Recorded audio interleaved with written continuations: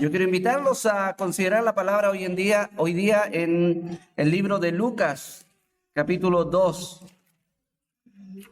Lucas, capítulo 2. Seguramente hoy día se celebran varios cumpleaños, ¿cierto? Pero nosotros siempre recordamos a Cristo.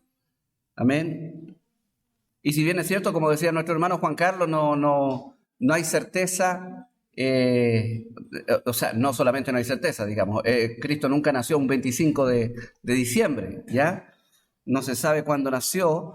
Sin embargo, los romanos en su tiempo celebraban las Saturnales, que se llamaban, que eran las fiestas al dios Sol, y justamente la celebración mayor se llevaba a cabo el 25 de diciembre. Entonces la iglesia cristiana, cuando ya funcionó en una manera más oficial, instaura la celebración del nacimiento de Cristo el 25 de diciembre justamente para opacar de alguna manera la celebración pagana al dios Sol, ¿ya? Y bueno, la historia nos demuestra que se impuso la celebración del nacimiento de Jesús por sobre la otra fiesta pagana.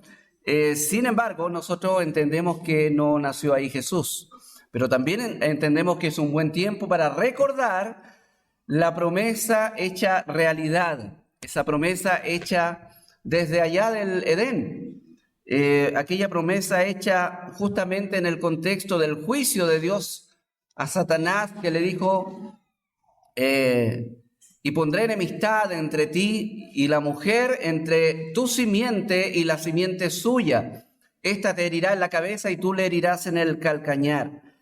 Es ahí la primera anunciación de la venida de aquella simiente de la mujer que vendría a destruir y derrotar al diablo y destruir toda la obra que él había hecho para hacer caer a la humanidad en desgracia, en pecado, en culpa y en castigo.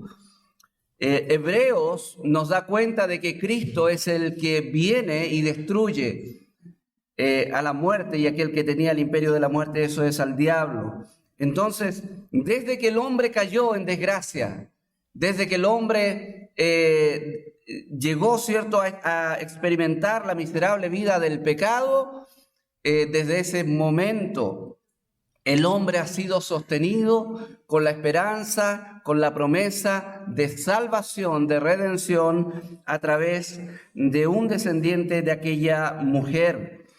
Y justamente llega el tiempo en donde Roma está imperando ahí en la tierra de Palestina, y se cumple en este niño nacido en Belén todas aquellas profecías concernientes al Mesías. Es increíble cómo la gran cantidad de profecías hechas en el Antiguo Testamento se dan cumplimiento en una sola persona, ¿ya? En una sola persona. Las probabilidades nos dirían que es imposible que sucediera aquello, pero Cristo cumple todo aquello que se anunció y se profetizó. Amén. Y la venida de Cristo es el cumplimiento de aquella promesa, y es el advenimiento y es la instauración ya de una manera más concreta del reino de Dios, aquel reino que fue de alguna manera pausado cuando el hombre cayó, ahora es puesto en marcha a través de la anunciación de un Mesías, y ahora es hecho cercano, como Cristo mismo dice, el reino de los cielos se ha acercado. Entonces el reino de los cielos está aquí, dijo Cristo. Y es a ese rey al cual hoy día servimos y por el cual vivimos, al cual damos honor y gloria porque Él lo merece. Quiero invitarles a considerar hoy día justamente este texto que habla del nacimiento de Jesús. En el capítulo 2 de Lucas voy a dar lectura de este texto hasta el verso 20. Sin embargo, no vamos a considerar todo el pasaje, vamos a ir viendo algunos aspectos relevantes de él, pero quiero dar lectura sin duda a todo este texto maravilloso. Amén. Escuche bien, si no tiene la Biblia ahí, escuche bien el texto leído. Aconteció en aquellos días que se promulgó un edicto de parte de Augusto César que todo el mundo fuese empadronado. Este primer censo se hizo siendo Cirenio gobernador de Siria. E iban todos para ser empadronados, cada uno a su ciudad. Y José subió de Galilea, de la ciudad de Nazaret, a Judea, a la ciudad de David, que se llama Belén, por cuanto él era de la casa y de la familia de David, para ser empadronado con María, su mujer, desposada con él, la cual estaba encinta. Y aconteció que estando ellos allí, se cumplieron los días de su alumbramiento, y dio a luz a su hijo primogénito, y lo envolvió en pañales, y lo acostó en un pesebre, porque no había lugar para ellos en el mesón. Había pastores en la misma región que velaban y guardaban las vigilias de la noche sobre su rebaño. Y aquí se les presentó un ángel del Señor, y la gloria del Señor los rodeó de resplandor, y tuvieron gran temor. Pero el ángel les dijo: no temáis, porque he aquí os doy nuevas de gran gozo, que será para todo el pueblo, que os ha nacido hoy en la ciudad de David un Salvador, que es Cristo el Señor. Esto os servirá de señal: hallaréis al niño envuelto en pañales, acostado en un pesebre. Y repentinamente apareció con el ángel una multitud de las huestes celestiales que alababan a Dios y decían: gloria a Dios en las alturas, y en la tierra paz, buena voluntad para con los hombres. Sucedió que cuando los ángeles se fueron de ellos al cielo, los pastores se dijeron unos a otros: pasemos pues hasta Belén y veamos esto que ha sucedido y que el Señor nos ha manifestado. Vinieron pues apresuradamente y hallaron a María y a José y al niño acostado en el pesebre. Y al verlo dieron a conocer lo que se les había dicho acerca del niño. Y todos los que oyeron se maravillaron de lo que los pastores les decían. Pero María guardaba todas estas cosas, meditándolas en su corazón. Y volvieron los pastores glorificando y alabando a Dios por todas las cosas que habían oído y visto, como se les había dicho. Oremos al Señor. Querido Dios, en el nombre de Jesús quiero presentar este tiempo, Señor, con tu palabra delante tuyo, Señor, para rogarte que tu Espíritu Santo pueda no solamente gobernar mi corazón para predicar tu palabra con denuedo y con gracia, sino que también ayúdame a mí mismo, Señor, a sujetarme a tu palabra.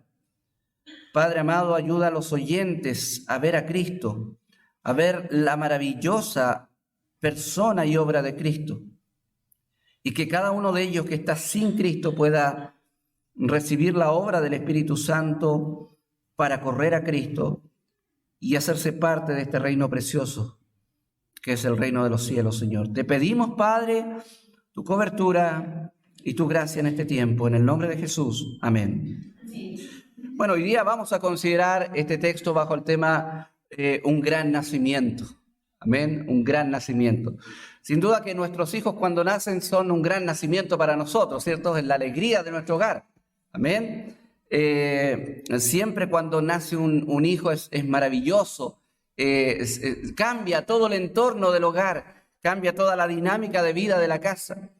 Pero sin duda este nacimiento en Belén no solamente conmocionó la vida de la familia, de la Sagrada Familia que está ahí, sino que también conmocionó al mundo entero, porque era el cumplimiento efectivo de las promesas hechas en el Antiguo Testamento desde la caída del hombre hasta el tiempo ya de Malaquías por ahí, la anunciación del Mesías que venía a rescatar al pecador de su miseria, a poder revertir lo que el diablo hizo en el Edén. Grandes promesas sobre los hombros de una persona. Sin duda que en el Antiguo Testamento no había completa claridad respecto ni del tiempo ni de la persona a la cual los profetas apuntaban. Algunos pensaban que esta función mesiánica la iba a cumplir el pueblo de Israel como pueblo. Otros pensaban que el Mesías anunciado iba a ser un ser angelical poderoso que iba a venir del cielo a destruir a los enemigos de Israel y a instaurar a Israel como centro neurálgico de todo el mundo. Es decir, habían varias teorías con respecto a la venida de este Mesías. Pero todas aquellas teorías, obviamente, de ninguna manera contemplaban lo que Dios, de alguna manera, dispuso de cómo se cumpliera esta profecía. Todos esperaban seguramente en la capital de Judea, Jerusalén, que viniera el Mesías. Todos esperaban que se hiciera parte del reino en este mundo, tal vez en Roma, la capital del Imperio Romano. Nadie pensó en Belén. Está, como dice un cántico, un villancico, está Aldehuela, ¿ya? Este pequeño pueblito por ahí, que la única connotación que tenía en el Antiguo Testamento era haber sido la cuna del rey David, haber sido el pueblito donde se crió el rey David. Pero de ninguna manera Belén era un foco de atención para todos. Es más, no sé si recuerdan cuando los reyes caldeos, ¿cierto?, del oriente llegan a buscar a este rey recién nacido y Herodes le dice, bueno, cuando lo encuentren avísenme y yo voy a adorar también. Bueno, en esa oportunidad Herodes le pregunta a los escribas y a los intérpretes de la ley dónde nacería el Mesías. Y ahí es cuando él les dice, o ellos le dicen, bueno, está profetizado que en Belén va a nacer. Pero ¿sabe qué? Lo sorprendente, nadie se interesa por ir a Belén. Ni siquiera esos intérpretes de la ley. Ni siquiera esos escribas. Ni siquiera los fariseos. Nadie. Ellos entendían que ahí iba a nacer. Ellos estaban escuchando rumores de que un cierto niño nació y probablemente sería él, pero ellos no tuvieron ningún interés. Y es cautivante cómo la Biblia muestra que extranjeros son los que enfocan su interés en este nacimiento. Es interesante cómo la Biblia dice que humildes pastores son los que enfocan su corazón en este acontecimiento. Obviamente, preparando el escenario seguramente del servicio que Cristo iba a venir a hacer a los pobres de este mundo, a los menesterosos, a aquellos que están enfermos. Pero el relato que hemos leído nos habla de un gran nacimiento. Ahora, vuelvo a repetir, no estamos frente a una clínica trayendo al Rey de Reyes, estamos frente a un pesebre, a un humilde pesebre. Y aunque hoy día tratamos de comprar pesebres que parezcan lindos, realmente una pesebrera no siempre es muy linda, ¿cierto? Es hedionda muchas veces. Hay moscas, están los animales ahí, comen los animales, se alimentan. Hay algunas personas que piensan que pudo haberse tratado también de una familia pobre de Belén, en donde muchas veces convivían los humanos con los animales y dormían en el mismo cuarto, por decirlo así. No sabemos precisamente de qué manera era ese establo. Lo que sabemos es que Dios decide traer a su Hijo en la humilde condición de un establo. Pero a pesar de eso, hermanos míos, el nacimiento de Cristo es excepcional. El nacimiento de Jesús es excepcional por donde se le mire. Y yo quiero, hablando de este gran nacimiento, hablar por lo menos tres aspectos importantes de este nacimiento. Primero, que es un nacimiento con circunstancias milagrosas. Es un nacimiento con circunstancias milagrosas. Segundo, es un nacimiento celebrado por el mismo cielo. Amén. Y tercero, este es un nacimiento que trae gozo y paz, especialmente al pecador. Es un gran nacimiento. Las circunstancias sobrenaturales se ven desde la anunciación de Jesús. La anunciación de Jesús, o más bien dicho, el plan que Dios tiene para traer a su Hijo es excepcionalmente milagroso, partiendo de quien escoge a Dios para traer a Jesús, una virgen. Ahora, no cualquier muchacha. María era una persona excepcional. Era una persona excepcional.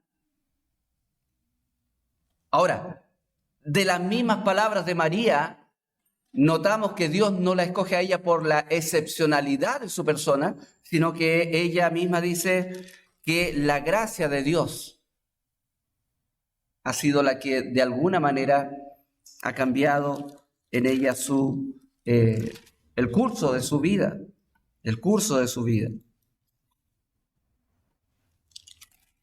Cuando es anunciado, o cuando más bien ella visita a su prima Elizabeth y ella enuncia lo que nosotros conocemos como el Magnificat, María dice: engrandece mi alma al Señor, mi espíritu se regocija en Dios mi Salvador, porque ha mirado la bajeza de su sierva. Pues he aquí, desde ahora me dirán bienaventuradas todas las generaciones, porque el poderoso me ha hecho grandes cosas. Santo es su nombre. Entonces María entiende que ella es el objeto de la gracia de Dios. Entiende que es Dios quien de alguna manera, por pura gracia y misericordia, le ha escogido para traer en su vientre al Dios eterno. Al Dios eterno. Muchas veces tenemos prejuicios cuando decimos que María es madre de Dios. Sí, teológicamente María es madre de Dios, porque Jesús es Dios.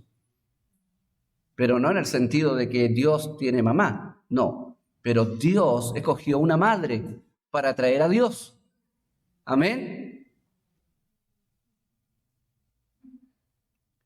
Entonces ya una joven como María ya es parte del hecho milagroso. Las condiciones en las cuales vivía María: era una joven, dice que desposada con José. Tanto Mateo como Lucas nos habla de que ella estaba desposada con José.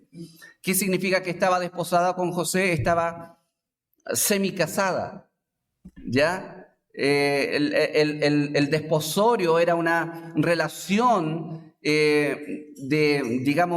vinculante de hombre y mujer, mucho más fuerte que el actual compromiso, por ejemplo.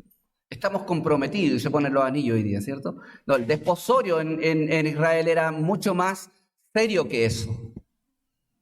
Porque hoy día cualquiera se pelean y se tiran los anillos por la cabeza. No, en ese tiempo, sin duda que el desposorio era una condición donde ambos estaban comprometidos para casarse, no habían consumado el matrimonio en un acto íntimo, pero para separarse requería un divorcio.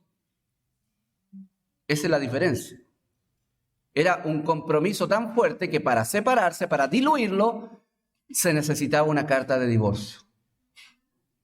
Por lo tanto, la condición en la cual María recibe este anuncio es que en su virginidad ella va a concebir en su vientre esta criatura especial, concebida, según el relato del Evangelio, por el poder del Espíritu Santo. Por el poder del Espíritu Santo. Obviamente, este nacimiento, me imagino que no trae una vida fácil a María, ni siquiera a José. Es conflictiva la situación, es complicada, tan complicada que el escenario que he propuesto ahí por los evangelios es un escenario que a los ojos del judío es un escenario pecaminoso. Tanto así que aún actualmente los judíos, sobre todo los más fundamentalistas, ¿cierto?, tratan a Jesús como un bastardo, como el hijo de Ben Pantera, ¿cierto?, un soldado romano. O Jesús ven pantera, le dicen, ¿ya? Porque entienden que Jesús es un niño concebido en una relación no consumada. Ahora, eso es a veces feo mirarlo así, wow, ¿cómo los judíos hoy día le dicen bastardo a Jesús? Sí, así le dicen, ¿ya? Pero por otra parte, de alguna manera confirma el hecho de que verdaderamente Jesús era reconocido por haber sido concebido únicamente por María. Y que tradicionalmente el judío niega la paternidad de José sobre Jesús. Ahora, ¿por qué? Porque esta es la explicación humana que entienden ellos. Pero la explicación, de acuerdo a la revelación de Dios, es que Jesús fue concebido sobrenaturalmente por el Espíritu Santo en el vientre de María. Por lo tanto, las circunstancias del nacimiento de Cristo son milagrosas por el hecho de que es un ser concebido en el vientre, en el cuerpo virginal de una joven a punto de casarse. Ahora, entre paréntesis, lo sorprendente yo que estaba meditando estos días es que a pesar de que solamente en teoría es María la protagonista, qué precioso es el trato que Dios da a José. Dios reconoce a José como el padre responsable de Jesús.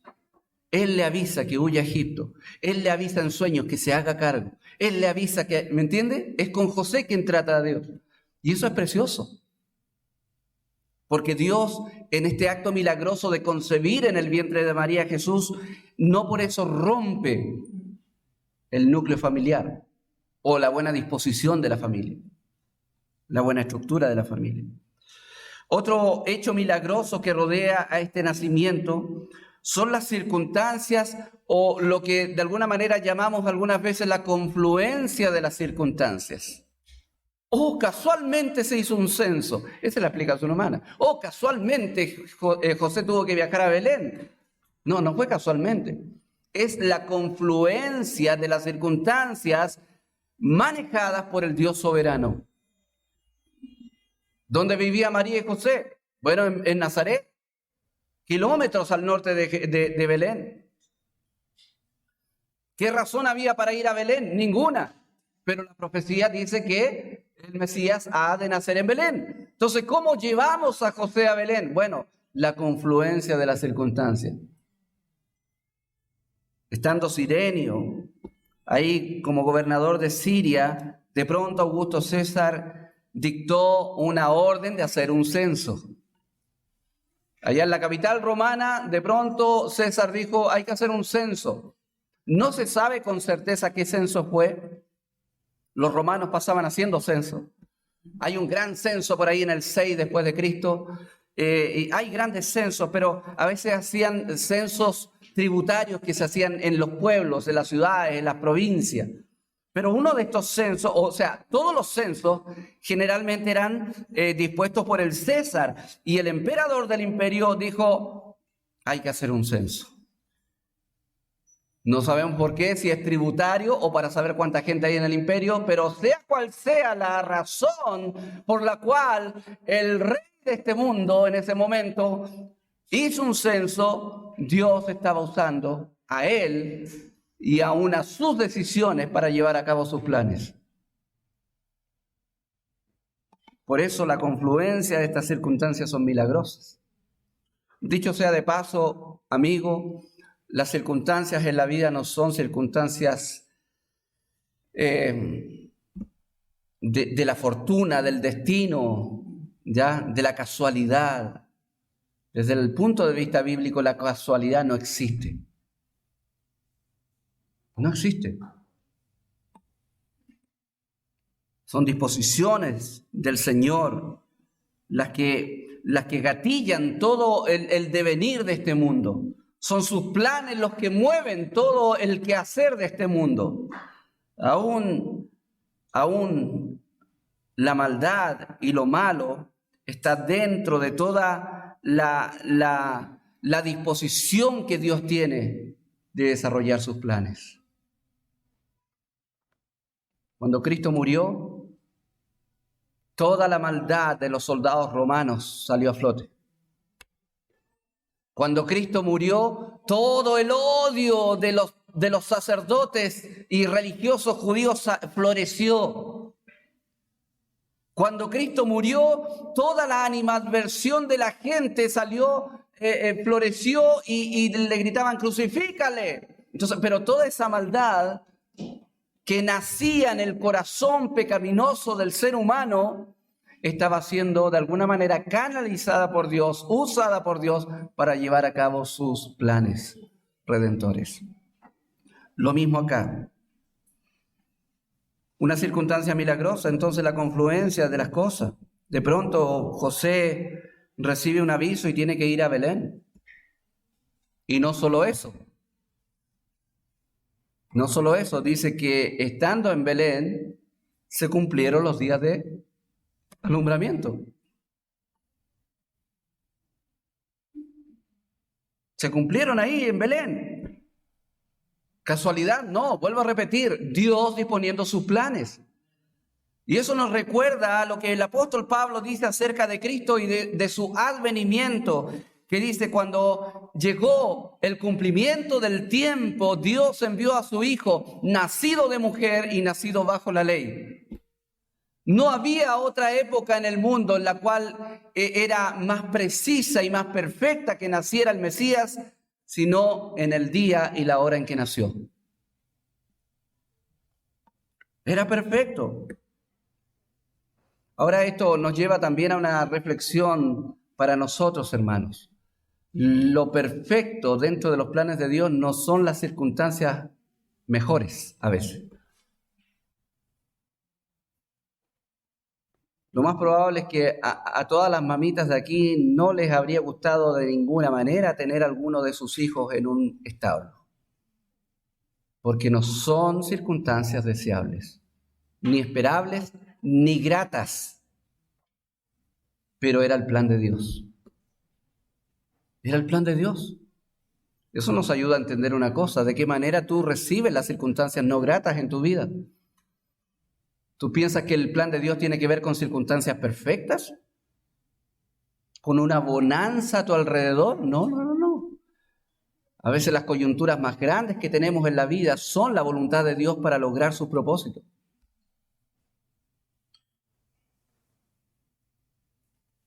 Entonces, ahí tenemos a José y María yendo al pueblito de Belén. No iba con un burrito sabanero, por si acaso, ¿ya? Eso es parte del folclore venezolano, ¿cierto?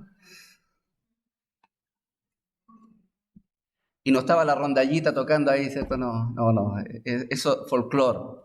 Y lo digo porque muchas veces nosotros tenemos bombardeada nuestra manera de entender el nacimiento de Cristo culturalmente, no bíblicamente. No bíblicamente. Tenemos también un nacimiento que es celebrado por el cielo. Es celebrado por el cielo.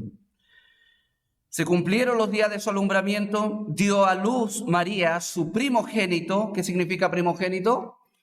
Su primer hijo, ¿ya? Lo cual implica que tuvo más hijos, obviamente, ¿ya? Y de hecho, el mismo texto del Evangelio dice que José no la conoció, hablando de la intimidad sexual, no la conoció hasta que tuvo a su primer hijo, ¿ya? Y también nos da cuenta el Evangelio de cuáles son los nombres de sus hermanos. Entonces, dio a luz a su hijo primogénito y lo envolvió en pañales. Literalmente no eran bambinos, sino que literalmente significa trozos de tela. Lo envolvió ahí en trozos de tela. Y es lo que se estilaba. Es lo que se estilaba hacer con los niños recién nacidos. Se ponían en la tela y se abrigaban y lo ponían ahí en una cuna o en una cama bien calentito. Pero sin embargo, él tuvo que nacer en un pesebre y tuvo que, obviamente, acostarse ahí en la pesebrera, donde seguramente había pajita, cierto pasto, que le acomodara un poco el cuerpecito. Y ahí estaba el Rey de los cielos, el Creador de todas las cosas, como un niño, no indefenso, creo yo, pero como un niño. humanamente vulnerable. Ahora, todo esto es precioso porque Cristo desde su nacimiento se identifica, como dije delante, con los menesterosos, con los necesitados.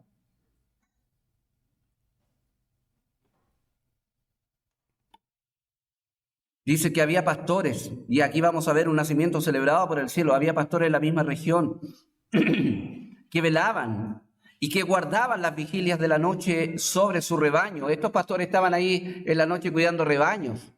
¿Ya? Bueno, ¿por qué la gente no guardaba los rebaños en el establo? No, sí. Estos rebaños que generalmente se cuidaban a pleno campo por pastores, eran rebaños que tenían que ver con los sacrificios en el templo, ¿ya? De los corderos que se sacrificaban en el templo. Y estos pastores, lo que nos dice, ¿cierto?, los antecedentes culturales de ese tiempo, estos pastores de alguna manera eran mal mirados por la gente, por su trabajo, por todo lo que hacían. Realmente era gente que no era muy apreciada por los demás. Y no extraña esta circunstancia también en el contexto en el cual nace Cristo y donde se desenvuelve en cuanto a su ministerio. Generalmente nuestro Señor Jesucristo tiene el ímpetu permanentemente de relacionarse con gente despreciada, menospreciada. Y no significa, y quiero hacer una corrección aquí, no significa aquí que Cristo vino a resolver los problemas emocionales de la gente rechazada, pobrecitos ellos que nadie los quiere. No. Debemos mirar esta idea desde el punto de vista del contexto cultural y religioso e histórico. En la sociedad judía habían dos grandes bandos: los que moralmente eran estupendos y toda la demás gente despreciada por ellos, que no tenían ninguna posibilidad, según ellos, de tener una relación con el Dios de los cielos. El estándar que tenían los judíos en ese tiempo era llegar a ser como un fariseo, llegar a ser como un escriba, llegar a vivir esa justicia que muestran ellos, llegar a emular la vida que tienen ellos, porque están lindas, están perfectas, son tan buenos. Entonces ellos, como se creían el cuento, miraban a los demás y decían: no, los pecadores, los publicanos, las rameras. Entonces ellos dividían el mundo entre dos grupos de gente: los que merecían el cielo por sus obras y todos los demás que no tenían ninguna esperanza de recibir de Dios algo. Esa era la gente despreciada, menospreciada. Y ahí estaban también los pastores. Pero gloria al Señor, que anticipando la dinámica de la gracia de Dios, Dios decide hacer partícipe de esta celebración. No es un baby shower, ¿cierto? Porque ya nació ya Cristo. Pero de esta celebración preciosa del Dios de los cielos naciendo, hizo partícipe a gente menospreciada como los pastores. El apóstol Pablo hace eco un poco de esto diciendo que Dios no escogió para su pueblo a los sabios, a los ricos, sino que escogió a los necios de este mundo, a lo despreciado, a lo pobre. Eso escogió Dios. Entonces, no pensemos, hermanos míos y amigos míos, no pienses que tú vas a lograr una relación con Dios correcta a través de lo que eres o a través de lo que haces. Dios no toma en cuenta esas cosas. Para establecer una relación con Dios de gracia, como padre a hijo, es necesario que tú, reconociendo tu pecado, tú puedas aceptar a este Jesús como tu Señor y tu Salvador.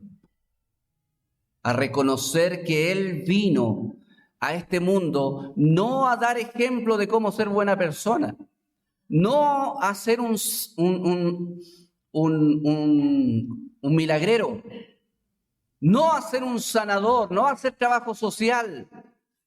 Cristo vino a salvar a pecadores como nosotros, que estábamos destinados al castigo eterno por nuestra culpa, por nuestro pecado.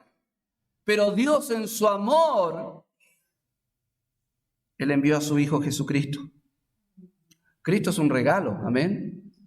De tal manera amó Dios al mundo que ha dado. Cristo es un regalo de Dios al pecador.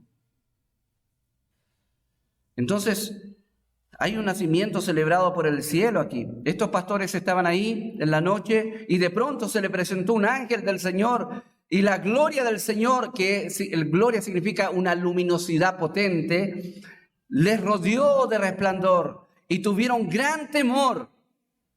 Pero el ángel les dijo: no teman, porque he aquí yo les doy nuevas de gran gozo que será para todo el pueblo. ¿Y cuál es esta nueva que significa noticia? ¿Cuál es esta gran noticia? Que os ha nacido hoy en la ciudad de David un Salvador, que es Cristo el Señor. Todo esto tiene gran contenido. No vamos a poder pasarlo ahora, pero tiene gran contenido. El ángel le dice a estos pastores humildes, le dice: hoy en la ciudad de David ha nacido, ¿qué? Un Salvador. Y ese título claramente se refiere a la labor principal que viene a hacer el Mesías: salvar. Salvar. No reformar la conducta, sino transformar los corazones. Un Salvador. ¿Quién es este Salvador? Que es Cristo. La palabra Christos, que es una palabra griega, ¿cierto? Es la traducción griega de la palabra Mesías, la palabra hebrea, y que al español se traduce como el ungido. Y el ungido es un ser, una persona profetizada, sobre todo por el libro de Isaías, por el profeta Isaías, que iba a venir en servicio a Dios para llevar el pecado de su pueblo. ¿Quién era este Cristo? Bueno, algunos, como dije al principio, pensaban que era el pueblo de Israel. Otros pensaban que era un ser maravilloso, un ángel celestial que iba a descender y derrotar a los romanos. Muchas especulaciones, muchas teorías. Pero el ángel enviado del cielo les dijo a esos pastores: no, este niño que ustedes van a ver en el pesebre, ese es el Cristo. Ese es el enviado. Ese es el ungido. Y no solamente ese título, sino que es Cristo, que dice el Señor. Esa palabra significa, ese escurio, ¿cierto? Significa el dueño, el amo. Y es un título usado en el Antiguo Testamento para referirse a Jehová, al Dios creador, al Dios de los cielos, al eterno, al dueño de todo. Sí, en ese pesebre estaba durmiendo el Dios de los cielos, el creador de todas las cosas. Aquel, como dice Juan, antes que viniera a este mundo, él estaba con Dios y era Dios. Ese verbo estaba con Dios y era Dios. Todas las cosas por él fueron hechas y sin él nada de lo que ha sido hecho fue hecho. Y ese verbo, dice Juan, fue hecho carne y habitó entre nosotros.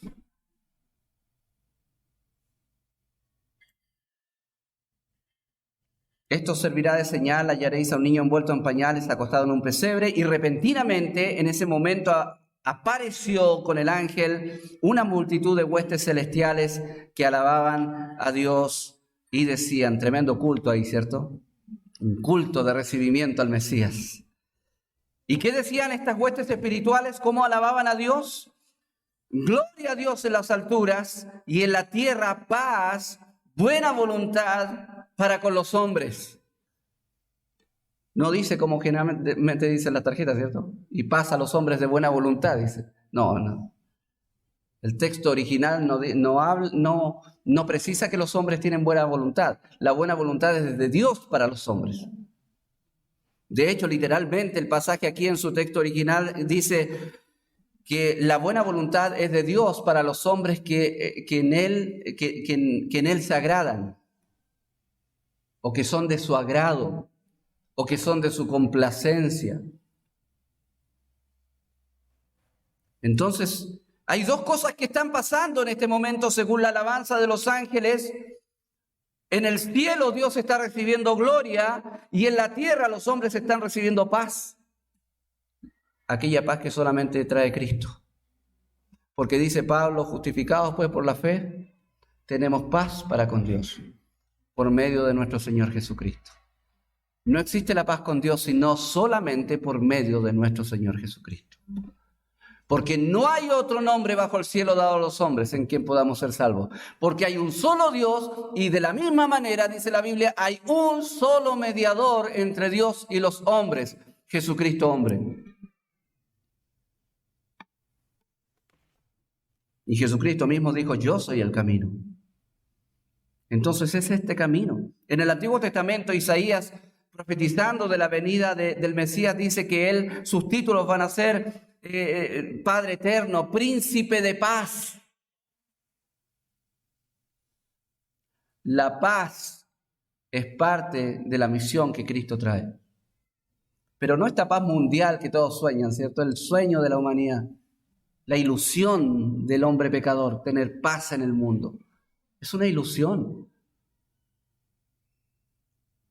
Eso es una ilusión, es un pensamiento ilusorio. Nunca este mundo va a encontrar paz sin Cristo. No se puede. Entonces, aquí hay un nacimiento que es celebrado por el cielo.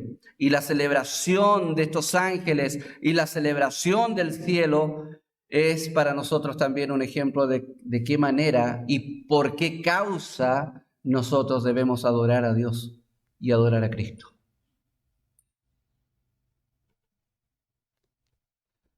Y también me sumo a las palabras que decía hermano Juan Carlos delante, ¿cierto? Cuando alabamos a Dios, adoramos a Dios, hemos de hacerlo con todo el corazón.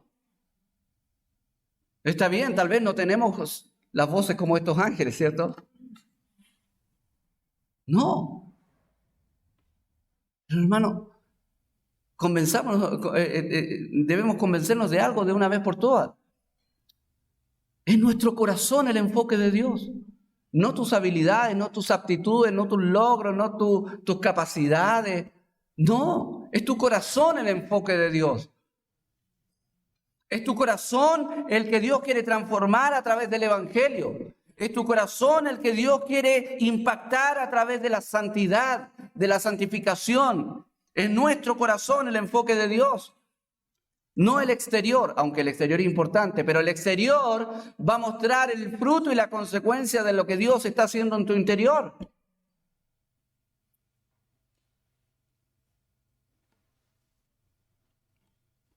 Y también hay un nacimiento aquí que trae gozo y paz al pecador. Amén.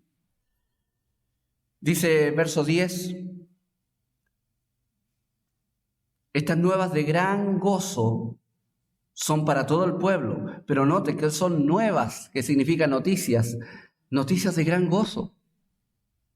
Es un gozo escuchar los pastores que hayan escuchado esta noticia. Por fin un Salvador. En este mismo libro se da cuenta de un hombre llamado Simeón que ya tenía casi 100 años, ¿ya? Y estaba esperando, y Dios le había prometido, por el Espíritu Santo, le había dicho, tú no vas a morir hasta que veas al Mesías. Y cuando lo presentaron en el templo, él lo tomó y dijo algo así como, ahora puedo morir en paz. Ya han visto mis ojos al Salvador. Qué precioso, amén. Ya nada más importa, ya lo vi. Y esa puede ser tu experiencia también. Ya nada más importa, ya conozco a Cristo. Ya tengo a Cristo.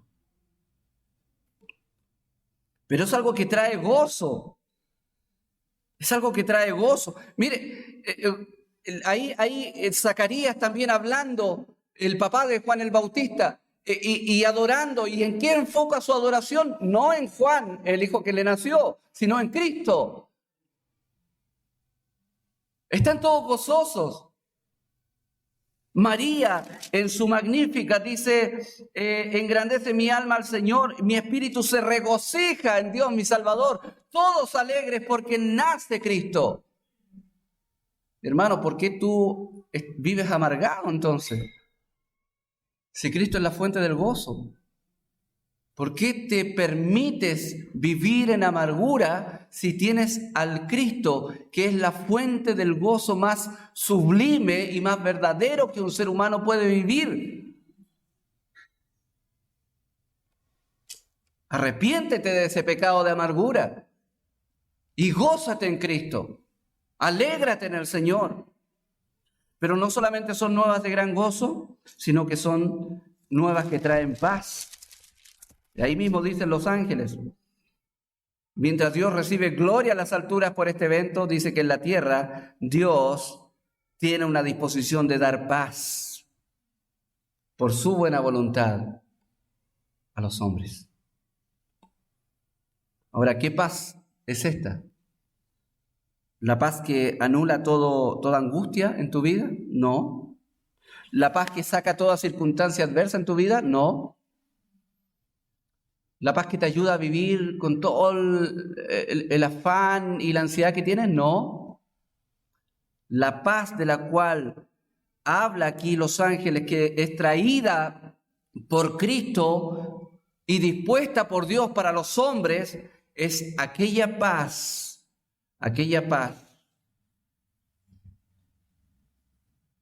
que es la base de la reconciliación del pecador con Dios.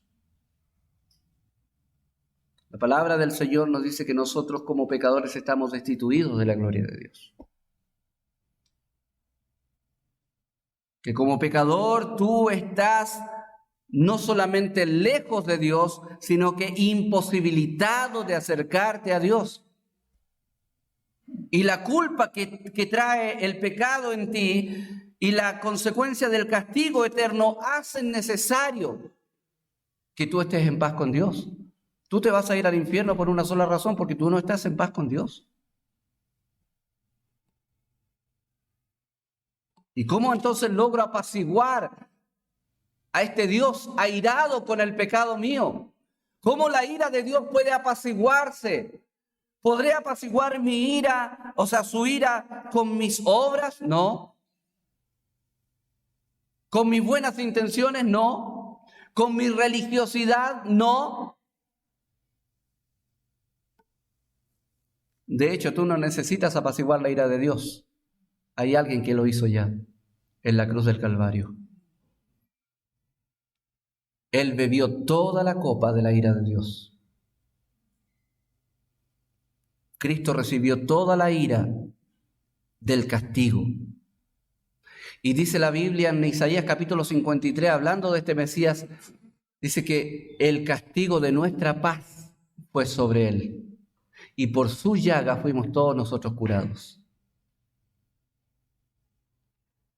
Entonces tú necesitas considerar cuál es el camino que quieres seguir. ¿Quieres tú enfrentar la ira de Dios con tus propios argumentos? ¿Quieres tú enfrentar la ira de Dios con tus propios recursos? ¿O no será mejor que en arrepentimiento y en humildad tú reconozcas tu necesidad de perdón y de reconciliación con Dios y reconozcas a Jesucristo como tu único Señor y Salvador? Porque Él llevó la ira de Dios.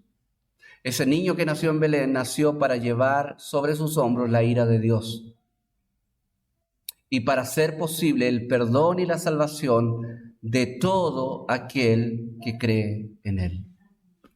¿Serás tú uno de aquellos? Juan en su primer capítulo de su evangelio dice, Él vino a los suyos, sin embargo los suyos no lo recibieron. Pero a todos los que le reciben, a los que creen en su nombre, les da la posibilidad de ser hechos hijos de Dios. ¿Serás tú uno de los que le rechazan o uno de los que le reciben? Yo espero de verdad que Dios obre en tu corazón y que seas uno de aquellos que recibe a Cristo como su Salvador. Amén. Oremos. Amado Dios, te damos gracias por este tiempo que nos permites de considerar tu palabra, Señor. Yo te imploro, Padre, por nuestras vidas, Señor, para que tú en tu misericordia obres en nuestros corazones, pero sobre todo pido por la salvación de aquellos que están, amado Dios, todavía con la necesidad de nacer de nuevo, Señor. Tenga compasión y misericordia de ellos. Ayúdale a abandonar su confianza en la justicia propia y a considerar la justicia de Cristo, Señor, quien nació, vivió y murió, Señor, para llevar sobre sí nuestro pecado, Señor, y para otorgarnos su justicia perfecta, y de esta manera poder estar en paz con Dios. Te alabamos, Señor, en el nombre de Jesús. Amén.